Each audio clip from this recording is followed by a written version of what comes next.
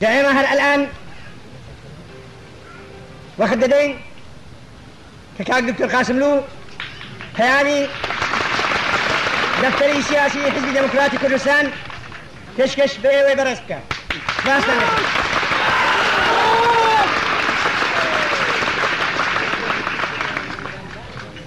خوشکبرانی خوشویست خۆم زۆر بە بەختیار دەزانم کە لەگەڵ هاوڕێیانی دەفتەری سیاسی حزبی دموکراتی کوردستانی ئێران و هاوڕێیانی کۆمیتەی ناوەندی لە جەژنی 25 گەلاوێژی ئەمساڵ لەگەڵ ئێوە لە گوندی بەیتوش بەشدارم. لە پێشدا سڵاو لە گیانی پاکی هەموو شەهیدانی ڕێگای ئازادی ئێران، ڕێگای ئازادی کوردستان و بە تایبەتی شەهیدانی حزبی دموکراتی کوردستانی ئێران دەکەم.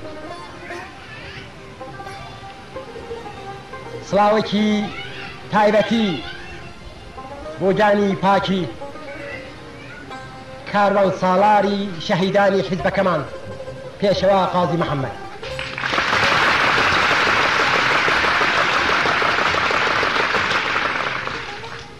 ئەمڕۆ 38 ساڵە حزبی دموکراتی کوردستانی ئێران لە ڕێگای ئازادی میلەتی کووردا خەبات دەکات.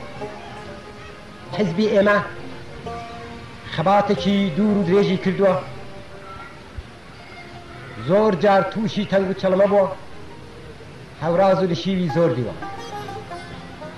لە ڕۆژی پێکهاتنیەوە هەتا ئێستا بێوچان بێڕاوەستان هەموو ئیمکاناتی خۆی لە پێناوی ئازادی میلەتەکەماندانەوە. چەند مانگ پاش پێکهاتنی حزبی دموکراتی کوردستانی ئێران حزبەکەمان توانی یەکەم کۆماری دموکراتی لە کوردستانی ئێران لە شاری مەهاباد دامەزرێن. ئەو کۆمارە لە تاریخی گەلەکەماندا جێگایەکی تایبەتی هەیە. تەواوی تەمەنی ئەو کۆمارە 11 مانگ بوو، بەڵام لەو 11 مانگەدا توانی هەندێ ئەرکی ئەوەندە گرنگ کە لەسەر شانی بوو جێبەجێ بکە کە زۆر حکوومەت نەیتوانیوە بە ساڵهای ساڵ بەجێ بگەێنێ. بۆ یەکەم جار لە تاریخی میلەتەکەماندا گەلی کورد لە کوردستانی ئێران چارەنووسی خۆی بەدەستەوە گرت و حکوومەتێکی دموکراتی لە بەشێکی لە خاچی کوردستانی ئێراندا دامەزرا. بۆ یەکەم جار لە تاریخی میلەتەکەماندا هێزی پێشمەرگە پێک هات، ئەو پێشمەرگەیە کە ئەوڕۆ شانازی پێوەکەین. بۆ یەکەم جار لە تاریخی میلەتەکەماندا زمانی کوردی بوو بە زمانی ڕسمی و لە مەدرسەکاندا منداڵەکانی کورد دەستیان پێکرد بە خوێندن بە زمانی زگماکی خۆیان. بۆ یەکەم جار لە کوردستانی ئێراندا ئەدەب و هونەری کوردی دەستی باگەشەکردن کرد. چاپەمەنی کتێب لە ماوەی ئەو 11 مانگەدا بەقەت چەندین ساڵ دەرچووە و ئێستاش هەر ئەو کتێب و چاپەمەنیە لە تاریخی ئەدەبی میلەتەکەماندا جێگای تایبەتی خۆی هەیە. بەڵام کۆماری دموکراتی مەهاباد درکی چاوی دژمنانی گەلی کورد بوو. تەواوی هێزی خۆیان بەکارهێنا بۆ ئەوە کۆماری کوردستان هەرچی زووتر لەبین بەرن.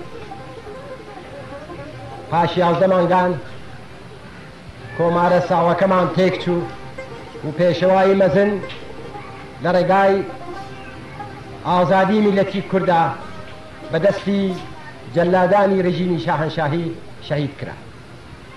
لەو وەختەوە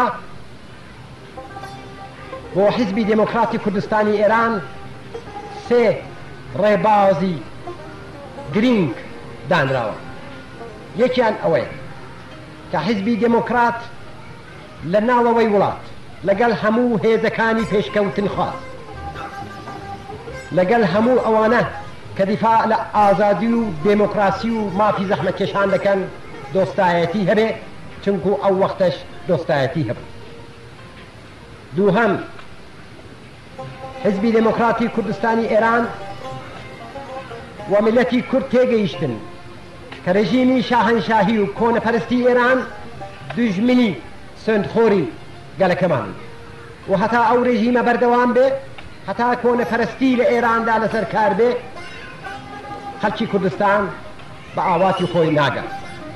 سێهەم کە ئەگەر خەباتی ئێمە لە ناوەوە سەرکەوتوو بێ ئەگەر پشتیوانی میلەتی کورد قایم بێ و ئەگەر میلەتی کورد بە هەموو هێزیەوە دیفاع لە حەقی خۆی بکە زۆر دۆستیشمان بۆ پیدا دەبێ کە لە دەرەوەرا پشتیوانیمان لێ دەکەن. لە ساڵی 1325ەوە تا ئێستا کە حیزبەکەمان پاش کۆماری مەهاباد تێکۆشانی خۆی درێژە پێداوە ئەگەر چەند مانگێکی دەورانی حکوومەتی دکتۆر موسەدیقی نەخەینە بەرچاو کە حیزبەکەمان تقریباً نیوە ئاشکرا بوو و ئەگەر چەند مانگێکی پاش سەرکەوتنی شۆڕشی گەلانی ئێران لە ساڵی 1357 نەخەینە بەرچاو کە حیزبەکەمان بە تەواوی ئاشکرا بوو حزبی دموکراتی کوردستان هەر خەباتی نهێنی کردووە یا خەباتی چەکداری بەدەستەوە بوو. ئێستاش لە ئێراندا ئێمە یەکەم حزبی منحەلە بوو کە پاش شۆڕش لە ماوەی هێرشی شەری سێ مانگەدا خومینی کە ئێلانی جەهادیدا حزبەکەمانی منحەلە ئێلان کرد.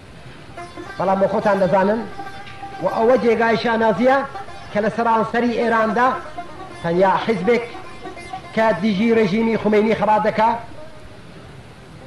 چەکی هەڵگرتووە بە ئاشکرا دەتوانێت لە جێگایەکی ئاوا کۆبێتەوە و جێژنی خۆی جێژنی پیرۆزی 25 گەلاوێژی بە ئاشکرا بگرێ هەر حیزبی دموکراتی کوردستانی ئێران.